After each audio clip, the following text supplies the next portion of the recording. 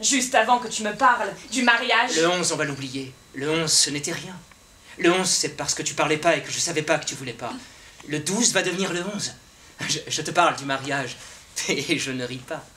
Les pompiers, quand j'étais jeune, plus jeune, quand j'étais enfant, comme beaucoup d'enfants, je dis pas que je voulais être pompier, mais en tout cas, j'avais d'abord des copains, deux copains dont les pères étaient pompiers. Donc ça contribuait à faire que tout à coup, il y ait une sorte de prestige comme ça, près de mon entourage, en quelque sorte, de copains de classe primaire.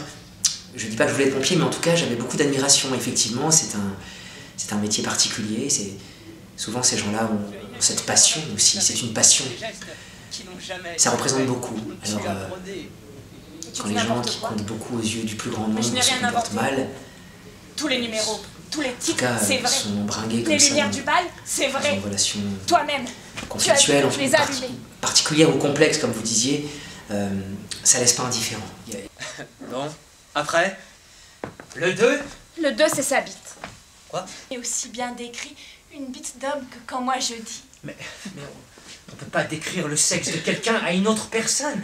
Ça ne se fait pas. Moi je le fais, parce que je l'aime ce morceau. J'ai toujours besoin. Il faut me serrer dans ses bras.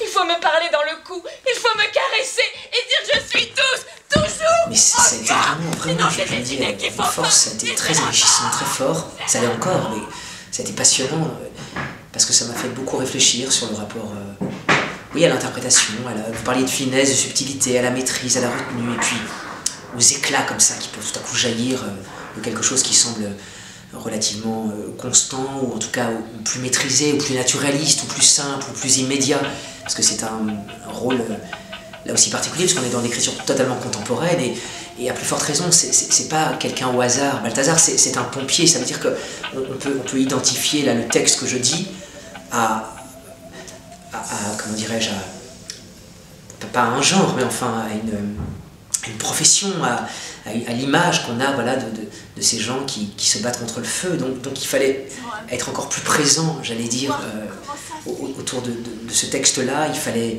bien écouter, les indications, essayer de réfléchir à comment interpréter, voilà, le plus justement possible cette chose-là, être dans une grande complicité avec Camille.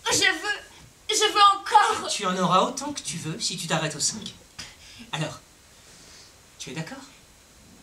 C'est vrai que tout d'abord, c'est aussi grâce à la direction d'acteur de Serge, et puis aussi vraiment l'écriture de Jean-Benoît Patricot, qui est l'auteur, qui est extrêmement ciselée, pointue, il n'y a pas de fioriture, c'est vraiment une écriture que moi que j'appellerais à l'os, quoi, où il y a très peu de chair qui noirerait le propos, qui serait là pour faire joli.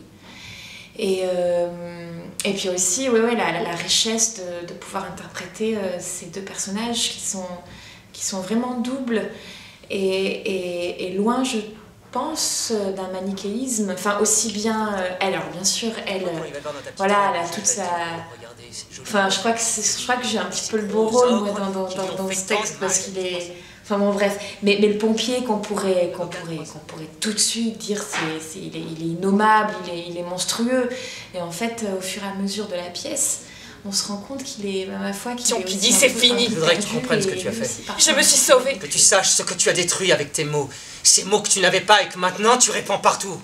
Et à moi, tu sais ce que tu as fait? Oui. Je t'ai donné du plaisir. Tu m'as donné. Un point, c'est fini. Rien après donner. Le plaisir, c'est rien. Donner, c'est donner. Tu comprends ce que ça veut dire si je vais en prison? Que tu m'as fait du mal. Que tu m'as utilisé comme un objet sexuel. Arrête avec ton objet sexuel! C'est l'histoire de deux êtres. Vous savez, c'est... Pour moi, elle c'est l'innocence. Elle a l'innocence de l'enfant. Elle est là, elle a envie d'aimer. C'est vrai elle a une structure où elle pense que tout ce qu'elle pourra vivre, tout ce qu'on lui dit est juste. Surtout quelqu'un qui a un uniforme. L'uniforme arrive, lui dit quelque chose, lui dicte finalement des conduites qu'elle pense vraies et justes, puisqu'il représente comme ça cette autorité. Et lui, c'est l'autorité, lui, il a l'uniforme. mais un uniforme qui finalement est tellement structuré qu'à l'intérieur, tout ce qui aurait pu sortir de son enfance a été comment dire, fermé, cloisonné dans un être qui doit sortir. Et donc c'est la rencontre comme ça de ces deux personnes qui fait que ça ne va pas fonctionner comme on imagine. On t'a dit ça? Quand tu sors de la prison, je te prends. Mais je pourrais venir maintenant. Tu demandes à parler au juge, tu lui dis que t'as un peu inventé, que tu regrettes, et que tu lui dis que c'était parce que je t'avais pas dit je t'aime avec des mots. L'image du pompier, elle est dure à porter quand même. Ce qu'on dit, c'est vrai que les pompiers, c'est magnifique, mais c'est dur à porter de devenir un héros pour tous, de devenir le centre du regard de tous. Donc sa réalité, c'était pas ça, ses besoins profonds n'étaient pas cela.